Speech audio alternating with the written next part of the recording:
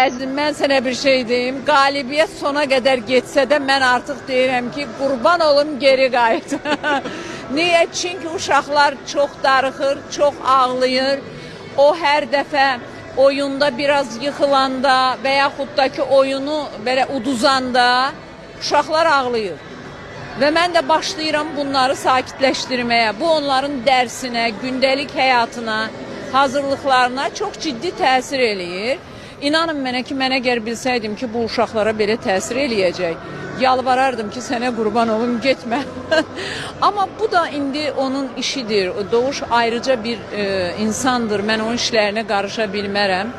Çətindir Survivor, bilirsiniz. Çox çətindir. Orada əsəblər, orada fiziki, mənəvi. Bir sözün həyat mübarizəsi. Bəli, mübarizə gedir də. Mən o mübarizədə yalnız ona uğurlar arzulayıram.